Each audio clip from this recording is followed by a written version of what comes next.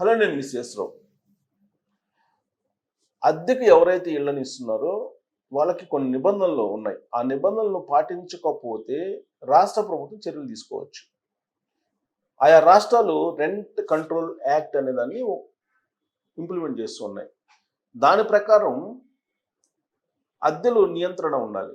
అలా కాకుండా ఎట్టబడితే అట్ట అద్దెలు తీసుకునేటువంటి వాళ్ళు కూడా ఉన్నారు. అందుకే ఇప్పుడు ఆయా రాష్ట్ర ప్రభుత్వాలు కొన్ని అద్దెల ప్రాతిపదికన పన్నులు వసూలు చేయాలి, ట్యాక్సెస్ వసూలు చేయాలి అనేటువంటి ఒక నిర్ణయం తీసుకుంది. టెంటేటివ్గా చట్ట రూపంలోకి ఇంకా రాలేదు. రాష్ట్ర ప్రభుత్వాలు ఈ చట్టాన్ని సవరించి దాన్ని తీసుకురావాలనేటువంటి ఆలోచన చేస్తున్నట్టు ప్రభుత్వ వర్గాల నుంచి వినిపిస్తూ ఉంది. ఇప్పటి వరకు ఏంటి, ఆస్తికి సంబంధించినటువంటి విలువను కట్టి దానికి అనుగుణంగా ట్యాక్సెస్ని విధిస్తూ ఉంది. కానీ ఇప్పుడు ఆస్తి విలువతో పాటు అద్దె వసూలుకు సంబంధించినటువంటి వివరాలను కూడా బేస్ చేసుకొని ట్యాక్సెస్ని వసూలు చేయాలి అనేటువంటి నిర్ణయం టెంటేటివ్గా రాష్ట్ర ప్రభుత్వాలు, ప్రత్యేకించి ఆంధ్ర, తెలంగాణ ప్రభుత్వాలు ఆలోచిస్తున్నట్టు తెలుస్తుంది. ప్రత్యేకించి తెలంగాణ, ఎందుకంటే హైదరాబాదులో రెంటల్స్ విపరీతంగా పెంచేశారు. ఒకప్పుడు లాస్ట్ ఇయర్ 18,000 ఉన్నటువంటి డబుల్ బెడ్రూమ్ హౌస్ని ఇవాళ 24,000కి తీసుకెళ్లారు. కానీ దానికి తగినటువంటి సౌకర్యాలు కనిపిస్తున్నారా అంటే అది లేదు. అంటే రెంటల్ యాక్ట్ అనేది ఒకటి ఉందని చెప్పి రెంట్కి ఇస్తున్నటువంటి ఇంటి యజమానికి పట్టడం లేదు. టెనెంట్గా ఉన్నటువంటి ఇంటి అద్దెకి తీసుకున్నటువంటి అతనికి పట్టడం లేదు. కారణం ఏంటంటే డిమాండ్ ఉంది కాబట్టి ఏదో రకంగా అద్దెకి దిగిపోతే సరిపోతుందిలే అని దిగిపోతున్నారు. అలాగే వాళ్ళు వసూలు చేస్తున్నారు. బ్లాక్ మనీ పోగుపడుతుంది, రాష్ట్ర ప్రభుత్వం నష్టపోతుంది. భారీగా ట్యాక్సులు కట్టడం లేదు. అందుకే ఈ మధ్యకాలంలో జియో ట్యాగింగ్ చేశారు. హైదరాబాద్లో, వరంగల్లో చేశారు, అలాగే అన్ని చోట్ల, విజయవాడలో చేశారు, అన్ని చోట్ల విశాఖలో చేశారు, అన్ని చోట్ల జియో ట్యాగింగ్ చేస్తున్నారు. ఈ జియో ట్యాగింగ్ని బేస్ చేసుకొని అక్కడ ఉండేటువంటి ఆస్తుల విలువను అంచనా వేయచ్చు.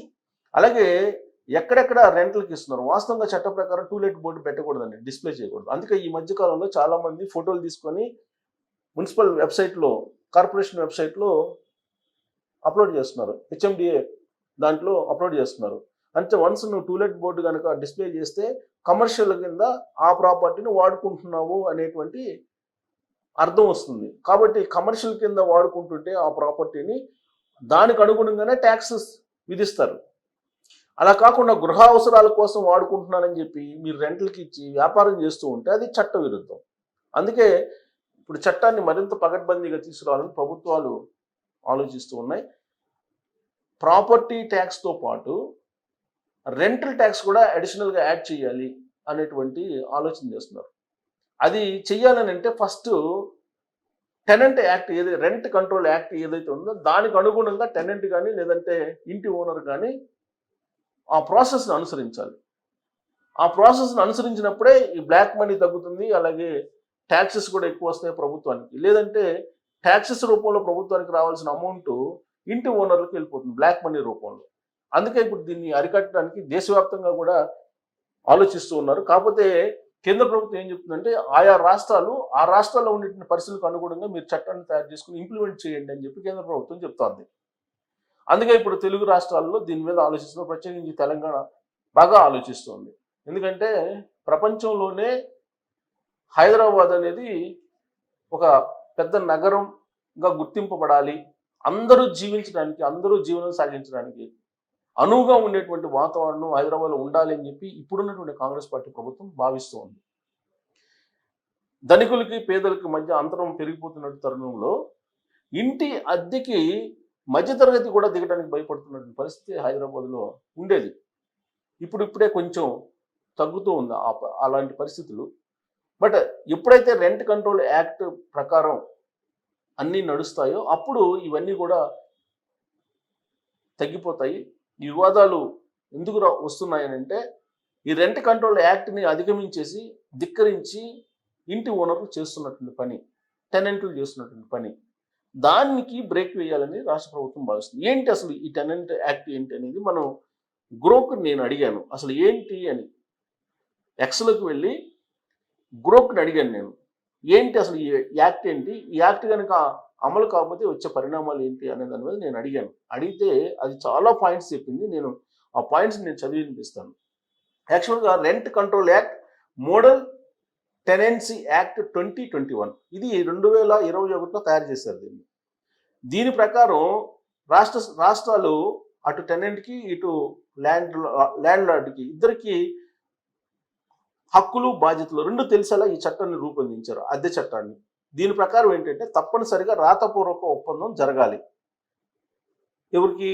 యజమానికి, అలాగే అద్దెకి దిగే వాళ్ళకి. అది కూడా స్టాంప్ పేపర్ పైన జరగాలి. సో ఒప్పందంలో ఎలాంటి వివరాలు ఉండాలి అంటే యజమాని, అద్దెదారుల పేర్లు, చిరునామాలు, అలాగే ఆస్తి వివరాలు. ఆస్తి వివరాలు అంటే ఏంటి? చిరునామా, అవన్నీ ఆస్తి వివరాలు. సరే, అద్దె మొత్తం, చెల్లింపు విధానం, గడువు, ఇవి, అలాగే సెక్యూరిటీ డిపాజిట్ మొత్తము మరియు రీఫండ్ నిబంధనలు. అద్దె కాలం సాధారణంగా 11 నెలలు, రెంట్ కంట్రోల్ చట్టాల నుండి మినహాయింపు కోసం. అది నిర్వహణ బాధ్యతలు, సౌకర్యాలు, వినియోగం. అంటే ఇది సౌకర్యాలు ఏమేమి కల్పిస్తారు? పార్కింగ్, స్విమ్మింగ్ పూల్ లాంటివి ఉన్నాయా లేదా? ఒప్పందం రద్దు నిబంధనలు మరియు జరిమానాలు. రిజిస్ట్రేషన్ 11 నెలలు మించినటువంటి ఒప్పందాలు సబ్ రిజిస్ట్రార్ కార్యాలయంలోకి నమోదు చేసుకోవాలి. 11 నెలలకి తక్కువ అయితే కనుక మనం మామూలుగా చేసుకోవచ్చు. లేదంటే సబ్ రిజిస్ట్రార్ కార్యాలయానికి వెళ్ళి ఈ టెనెంట్ ఒప్పందాన్ని చేసుకోవాలి. రిజిస్ట్రేషన్ రుసుము తెలంగాణ, ఆంధ్రప్రదేశ్లో 5% ఉంది. ఈ రిజిస్ట్రేషన్ రుసుము 5% కట్టి మీరు రిజిస్ట్రేషన్ చేసుకోవాలి 11 నెలలు దాటితే. ఇక స్టాంప్ డ్యూటీ రాష్ట్రంలో రూల్స్ ప్రకారం స్టాంప్ పేపర్ విలువ ఒప్పంద కాలం ఆధారంగా నిర్ణయించబడుతుంది. ఉదాహరణకు 0.4% నుంచి 5% వరకు డిపెండ్ ఆన్ ఆస్తిగా సంబంధించి విలువ. అద్దె మొత్తం మరియు పెంపు. అద్దె ఎట్టబడితే అట్టు పెంచడానికి లేదండి, ఎవరిష్టానుసారంగా వాళ్ళు పెంచడానికి లేదు. ఖచ్చితంగా ఇది చట్టం చెప్తుంది. ఏం చెప్తుంది? యజమాని ఆస్తి విలువకు అనుగుణంగా సహేతుకమైనటువంటి అద్దె వసూలు చేయాలి. సాధారణంగా అద్దె ఆస్తి విలువలో 8 నుంచి 10% మధ్య ఉంటుంది అని అంటున్నారు. అద్దె ఆస్తి విలువలో 8 నుంచి 10 అంటే సహేతుకంగా ఉండాలి. ఇది ఎట్టబడితే అట్ట పెంచడానికి లేదు, లేదంటే శిక్ష ఉంటుంది ఇంటి ఓనర్లకి. ఇక అద్దె పెంపు. అద్దె పెంచాలనుకున్నటువంటి యజమాని ఈ చట్టం ప్రకారం 3 నెలల ముందు నోటీస్ ఇవ్వాలి, నేను అద్దె పెంచుతున్నాను అని చెప్పి. అంతేగాని ఈ నెల రెంట్ ఇవ్వగానే వచ్చే నెల నుంచి నేను రెంట్ పెంచుతున్నానండి అని చెప్తే అది నేరం కింద వస్తుంది. సంవత్సరానికి 5 నుంచి 8% మాత్రమే. 8%కి మించి పెంచడానికి లేదు. ఒకవేళ పెంచితే చట్ట విరుద్ధం. 5 నుంచి 8%. ఇక అధిక అద్దె. ఒకవేళ అధికంగా మీ దగ్గర కనుక అద్దె వసూలు చేస్తుంటే ఫిర్యాదు. అద్దెదారు అధిక అద్దె వసూలు చేస్తున్నాడని భావిస్తే స్థానిక రెంట్ అథారిటీ అని ఒకటి ఉంటుంది, లేదా కోర్టుని ఆశ్రయించవచ్చు. రెంట్ అథారిటీని లేదా కోర్టుని ఆశ్రయించవచ్చు. ఇక సెక్యూరిటీ డిపాజిట్ సాధారణంగా 2 నెలలు తీసుకుంటారు. కమర్షియల్ ప్రాపర్టీ అయితే ఇంకో రకంగా తీసుకుంటారు, 2 నుంచి 6, అంతకన్నా ఎక్కువ తీసుకోవడానికి లేదు. కమర్షియల్ ప్రాపర్టీ అయితే 6 నెలలు, 2 నెలలు ఏమో హౌస్కి. సమాన సెక్యూరిటీ డిపాజిట్లు వసూలు చేస్తారు. ఇక రీఫండ్ ఎలా చేసుకోవాలి? ఇల్లు ఖాళీ చేసిన తర్వాత మ్యాక్సిమం 1 మంత్ లోపు డిపాజిట్ తిరిగి మొత్తం ఇచ్చేసేయాలి. నష్టాలు లేదా బకాయిలు ఉంటే తగ్గించిన తర్వాత, అంటే నిబంధనలు రాసుకుంటారు కదా, దాని ప్రకారం ఇవ్వాలి. ఇక గరిష్ట పరిమితి. కొన్ని రాష్ట్రాల్లో సెక్యూరిటీ డిపాజిట్ 3 నెలల అద్దెకు మించకూడదు. యాక్చువల్గా డిమాండ్ని బట్టి డిపాజిట్లు కలెక్ట్ చేస్తున్నారు, కానీ 2 నెలలని మించి వసూలు చేయకూడదు. ఇది గృహాలకైతే. కమర్షియల్ యాక్ట్కి అయితే 3 నెలలు, 3 నెలలు మించకూడదు. అలా రెంటల్ యాక్ట్ ఉంది. ఇక అద్దెదారు హక్కులు ఏమేమి ఉన్నాయి? అద్దెకి దిగితే మీకున్నటువంటి హక్కులు ఏంటి? యజమాని 24 గంటల ముందస్తు నోటీస్ లేకుండా ఇంట్లోకి రాకూడదు. ఇంట్లోకి అతను రావాలంటే నువ్వు ఇంట్లోకి 24 గంటల ముందు చెప్పాలి. లేదంటే అతను కనుక వస్తే అతను ఖచ్చితంగా నేరం చేసినట్టే ఉంటుంది. అలాగే ఎప్పుడు పడితే అప్పుడు రాకూడదు. ఉదయం 7 నుంచి 8 గంటల మధ్యలో రావాలి. ఇది ఇంటి అద్దెకి ఇచ్చిన అతను ఒకవేళ రావాలనుకుంటే. మౌలిక సౌకర్యాలు. విద్యుత్తు, నీటి సరఫరా, మౌలిక సౌకర్యాలను యజమాని అందించాలి. అద్దె బకాయి ఉన్నప్పటికీ నీటిని నిలిపివేయకూడదు. ఒకవేళ అద్దె చెల్లించలేకపోతే నీటిని నిలిపేస్తాను, కరెంట్ నిలిపేస్తానంటే చెల్లదు, ఇంటి ఓనర్కి శిక్ష పడుతుంది. నీటి సరఫరా. ఇప్పుడు హైదరాబాద్లో ఏం చేస్తున్నారంటే చాలామంది అద్దెకి దిగినటువంటి వాళ్ళ దగ్గర నీళ్ళ ఛార్జీలు వసూలు చేస్తున్నారు. అది చట్ట విరుద్ధం.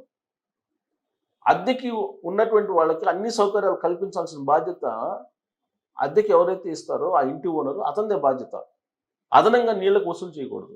అదనంగా నీళ్ళకు వసూలు చేస్తే అది చట్ట విరుద్ధం. ఇక ఇంటి నిర్వహణ ఖర్చు 50% అద్దెకు మించితే ఇల్లు నివాసయోగ్యం కాదని భావించి 15 రోజుల నోటీస్తో అద్దెదారు ఖాళీ చేయవచ్చు. ఎప్పుడు ఖాళీ చేయొచ్చు? నిర్వహణ ఖర్చు 50% మించిపోయింది అని చెప్పి అంటే 15 రోజులు ముందు నోటీస్ ఇచ్చేసి అద్దెకు దిగినటువంటి ఖాళీ చేయొచ్చు. ఇక యజమాని సరైన కారణం లేకుండా అద్దెదారుని అంటే రెంట్కు ఉన్నటువంటి వాళ్ళని ఖాళీ చేయమని కోరడానికి లేదు. కొన్ని రాష్ట్రాల్లో కోర్టు ఆర్డర్ ఆ విధంగా ఉంది. సో ఎవరైతే ఓనర్ ఉన్నారో అతను ఖాళీ చేయమని చెప్పి ఆర్డర్ వేయడానికి లేదు ఎప్పుడు పడితే అప్పుడు. అది పెద్ద నేరం. అది కంప్లైంట్ ఇస్తే జైల్లో పెడతారు ఇంటి ఓనర్స్ని. ఇంకా యజమాని హక్కులు ఖాళీ చేయించడం. సరే, ఎలా ఖాళీ చేయించాలి? ఒకవేళ ఖాళీ చేయకపోతే సరైన కారణాలు, ఉదాహరణకు అద్దె చెల్లించకపోవడం, ఆస్తి నష్టం, వ్యక్తిగత వినియోగం, అద్దెదారుని అప్పుడు ఖాళీ చేయమని చెప్పి కోరవచ్చు. ఇక నిర్వహణ బాధ్యత. పెద్ద పెద్ద మరమ్మతులు అయితే కనుక యజమాని ఖచ్చితంగా బాధ్యత తీసుకోవాల్సిందే. చిన్న మరమ్మతులు, బల్బు మార్చడం, ఇవన్నీ అయితే అద్దెదారు చేసుకోవాలి. అద్దె పన్ను. యజమాని తమ అద్దె ఆదాయాన్ని ఇన్కమ్ ఫ్రమ్ హౌస్ ప్రాపర్టీ కింద డిక్లేర్ చేయాలి. మీ దగ్గర తీసుకున్నటువంటి రెంట్ ఏదైతే ఉందో ఇన్కమ్ ఫ్రమ్ హౌస్ ప్రాపర్టీ దాని కింద డిక్లేర్ చేయాలి ఆయన. దాచితే ట్యాక్స్ ఎగవేత కిందకు వస్తుంది. ఇది పెద్ద శిక్ష ఇంటి ఓనర్కి. ఇది కనుక దాస్తే చాలా పెద్ద శిక్ష పడుతుంది. ఇలా ఎగ్గొడుతున్నటువంటి వాళ్ళు చాలామంది ఉన్నారు హైదరాబాద్లో. దాదాపుగా 100కి 70 మంది ఉన్నారు. ఇలా 70% మంది, 100కి 70 మంది ఉన్నారు ఇలా ఎగ్గొడుతున్నటువంటి ట్యాక్స్. సో ఖాళీ చేయటం కారణాలు, ఒకవేళ ఖాళీ చేయాలనుకుంటే కనుక అద్దె చెల్లించకపోవడం, ఖాళీ చేయించాలంటే అద్దె చెల్లించట్లేదు, ఒప్పంద నిబంధనల ఉల్లంఘన, ఉదాహరణకు అనుమతి లేకుండా సబ్ లీజ్కి అంటే సబ్ రెంట్కి ఇవ్వటం, వేరే వాళ్ళకి ఇవ్వటం, అంటే నేను తీసుకొని ఇంకొకరికి ఇవ్వటం, అలాంటివి అనమాట. ఆస్తికి నష్టం కలిగించడం. సో యజమాని వ్యక్తిగత అవసరాల కోసం అని కనుక ప్రూవ్ చేయగలిగితే అప్పుడు ఖాళీ చేయాల్సి ఉంటుంది. ఖాళీ అన్యాయంగా మాత్రం ఇంటిని ఖాళీ చేయించడానికి లేదు. ఎందుకంటే అద్దెదారు రెంట్ అథారిటీ లేదా కోర్టును ఆశ్రయించి రక్షణ పొందవచ్చు. ఖాళీ చేయమంటే మీరు వెంటనే ఖాళీ చేసి వెళ్ళిపోతామని చెప్పి అనకూడదు. ఇంటి ఓనర్ మీద కోర్టులో కేసు వేయచ్చు, రక్షణ కోరవచ్చు రెంట్ అథారిటీ దగ్గరికి వెళ్ళి. సో ఆంధ్రప్రదేశ్, తెలంగాణలో ప్రత్యేక నిబంధనలు కూడా ఉన్నాయి. ఏంటంటే స్టాంప్ డ్యూటీ. తెలంగాణ, ఆంధ్రప్రదేశ్లో అద్దె ఒప్పందాలకు స్టాంప్ డ్యూటీ 0.4%. 0 to 10 సంవత్సరాల మధ్యలో మీరు చేసుకుంటే 5%, 30 సంవత్సరాల పైన అయితే. ఇక టోకెన్ అడ్వాన్స్. ఒప్పందం కుదిరే ముందు చిన్న మొత్తం టోకెన్ అడ్వాన్స్గా చెల్లిస్తారు. ఇది ఇల్లు బుక్ చేసుకోవడానికి ఉపయోగపడుతుంది. ఇక లాక్ ఇన్ పీరియడ్. కనీసం అద్దెకాలం, ఉదాహరణకు 6 నుంచి 12 నెలలు ఒప్పందంలో పేర్కొనబడి, అంటే నువ్వు ఒకసారి రెంట్కి తీసుకుంటే 6 నుంచి 12 నెలలు ఉండాలి. ఈ కాలంలో ఇరుపక్షాల ఒప్పందాన్ని రద్దు చేసుకోవడానికి లేదు. ఇక ఆదాయ డిక్లరేషన్. 2024 అక్టోబర్లో కేంద్ర ప్రభుత్వం కొన్ని కొత్త నిబంధనలు తీసుకొచ్చింది ఈ రెంటల్ యాక్ట్కి సంబంధించి. దీని ప్రకారం యజమానులు అద్దె ఆదాయాన్ని డిక్లేర్ చేయకపోతే ట్యాక్స్ ఎగవేత కింద శిక్ష విధించబడుతుంది వీళ్ళకి. ఇది చాలా క్లియర్గా కేంద్ర ప్రభుత్వం చెప్పింది, రాష్ట్ర ప్రభుత్వాలు చెప్తుంది. ఇక హౌసింగ్ సొసైటీ నిబంధనలు. అద్దెదారులు సొసైటీ నియమాలను, శబ్దము, వ్యర్థాల నిర్వహణ, పార్కింగ్, వీటన్నిటిని కూడా పాటించాలి అద్దెకు దిగేవాళ్ళు. సొసైటీ అద్దె ఒప్పందంలో జోక్యం చేసుకోకూడదు, కానీ సాధారణ నియమాలను అమలు చేస్తుంది. జాగ్రత్తలు. ఒప్పంద ధృవీకరణ. ఒప్పందం సంతకం చేసే ముందు లీగల్ నిపుణులతో సంప్రదించాలి. డాక్యుమెంట్లు. యజమాని ఆస్తి టైట్లు, అద్దెదారు గుర్తింపు పత్రాలను ధృవీకరించాలి. ఇక్కడ ఏం చేస్తుందంటే హైదరాబాద్లో అద్దెకి ఓనర్లు ఎవరినైనా అడిగామనుకోండి, మన డాక్యుమెంట్ అడుగుతారు, కానీ వాళ్ళ డాక్యుమెంట్ ఎవరు, వాళ్ళు ఏం చేస్తారో చెప్పరు, మనం ఏం చేస్తారో అడుగుతారు. ఒక జాబ్కి ఇంటర్వ్యూకి ఎలా అటెండ్ అవుతారో అలా అటెండ్ కావాలి. ఆ ఓనర్ అడిగే యక్ష ప్రశ్నలన్నిటికీ సమాధానం చెప్పగలిగి ఉండాలి మనం. అప్పుడు అతను ఇస్తాడు. నిబంధనలు మాత్రం రెంట్కి దిగే వాళ్ళకు ఉంటాయి, కానీ రెంట్కి ఇచ్చే వాళ్ళకు ఉండవు హైదరాబాద్లో చాలా వరకు. నష్టాల నివేదన. ఇంట్లో నష్టాలు జరిగితే వెంటనే యజమానికి తెలియజేయండి. రసీదులు. అద్దె డిపాజిట్ చెల్లింపులకు రసీదులు తీసుకోండి. పన్ను ప్రయోజనాలు. House rent allowance, HRA. ఉద్యోగులు అద్దె చెల్లించిన రసీదులతో ఆదాయ పన్ను మినహాయింపు క్లెయిమ్ చేసుకోవచ్చు. యజమాని అద్దె ఆదాయంపై 30% స్టాండర్డ్ డిడక్షన్ మరియు మున్సిపల్ ట్యాక్స్లను క్లెయిమ్ చేయవచ్చు. ఇది ఇంపార్టెంట్. అద్దె ఆదాయం పైన 30% స్టాండర్డ్ డిడక్షన్ మరియు మున్సిపల్ ట్యాక్స్లను క్లెయిమ్ చేసుకోవచ్చు యజమాని అద్దె అతని దగ్గర తీసుకుంటే. సలహా ఏంటంటే ఎవరైనా రెంట్కి దిగాలనుకుంటే హైదరాబాద్ కానీ లేదా మెట్రోపాలిటన్ సిటీ కానీ లేదా ఏదో ఈ ప్రాంతంలో అద్దె ఇంటికి వెళ్లే ముందు స్థానిక రెంట్ కంట్రోల్ చట్టాలు, ఒప్పంద నిబంధనలను జాగ్రత్తగా అధ్యయనం చేయాలి. సమస్యలు తలెత్తే స్థానిక రెంట్ అథారిటీ లేదా న్యాయవాదిని సంప్రదించాలి. అద్దె ఒప్పందాన్ని ఆన్లైన్ సేవల ద్వారా ఉదాహరణకు లీగల్ డెస్క్, నో బ్రోకర్ సులభంగా తయారు చేసుకోవచ్చు. సో ఇది తాజా నిబంధనలు 2025. ఇది గ్రోక్ని అడిగితే గ్రోక్ చెప్తుంది ఇది. సో ఇన్ని నిబంధనలు ఉన్నాయి. ఈ నిబంధనలను ధిక్కరిస్తే ఇంటి ఓనర్కి జైలు శిక్ష పడుతుంది. 170% మంది ట్యాక్స్ లేకొడుతున్నారు. వీళ్ళని జైల్లో పెట్టడం ప్రారంభిస్తే రెంట్ కంట్రోల్ యాక్ట్ అమలవుతుంది. అలాగే రెంట్ నియంత్రణ కూడా వస్తుంది. ఇష్టానుసారం పెంచడానికి, ఇష్టానుసారం ఇల్లు ఖాళీ చేయమని చెప్పడానికి, కనీస సౌకర్యాలు ఇవ్వకుండా, కనీస సౌకర్యాలు కావాలంటే మళ్ళీ అదనంగా డబ్బులు అడుగుతారు. ఇది శిక్ష. రెంట్ కంట్రోల్ యాక్ట్ ఉంటుంది, అథారిటీ ఉంటుంది. దానికి ఇమీడియట్గా మీరు ఫోన్ చేసి కాల్ చేసి చెప్పండి. ఇంటి ఓనర్ని తీసుకెళ్ళి శిక్షిస్తారు. సో ఇక నుంచి ఆ పని చేస్తే ఇంటి ఓనర్లు కొంచెం కంట్రోల్లో ఉంటారు. చాలామంది రాతపూర్వకంగా మీకు రెంట్ తీసుకుంటున్నానని రాసి ఇవ్వడానికి ఇష్టపడరు. ఎందుకంటే ట్యాక్స్ ఎగ్గొడతాడు, బ్లాక్ మనీ తీసుకుంటాడు. తర్వాత మీ దగ్గర ఆన్లైన్ పేమెంట్ తీసుకోడు, కరెన్సీ కావాలంటాడు. ఎందుకంటే బస్తాలు కట్టి ఇళ్లలో వేయాలి. సో ఇలాంటి వాళ్ళందరినీ ఏరి పారేయాలంటే ఎవరైతే రెంట్కి దిగుతున్నారో ఇళ్లలో వాళ్ళు రెంటల్ అథారిటీకి కంప్లైంట్ చేయాలి. అప్పుడు ఒక విప్లవం లాగా వస్తుంది. లేదంటే ఇష్టానుసారం రెంట్లు వసూలు చేస్తారు. రాష్ట్ర ప్రభుత్వానికి రావాల్సిన డబ్బు రాదు. వాళ్ళ పాటికి వాళ్ళు బ్లాక్ మనీ దాచేసుకుంటారు. రెంట్కునేటువంటి వాళ్ళకి అన్యాయం చేస్తారు. నీళ్లు కావాలంటే అదనంగా అడుగుతారు. సౌకర్యాలు కావాలంటే అదనంగా అడుగుతారు. అలా కాదు, కుదరదు. చట్ట ప్రకారం అన్ని సౌకర్యాలు కల్పించాలి. ఒకసారి రెంట్కి ఇస్తున్నారంటే అన్ని సౌకర్యాలు కల్పించాల్సిన బాధ్యత ఓనర్ మీద ఉంది. లేదంటే మీరు పోలీస్ కేసు పెట్టచ్చు. సో కాబట్టి ఇది కొత్త రెంటల్ యాక్ట్.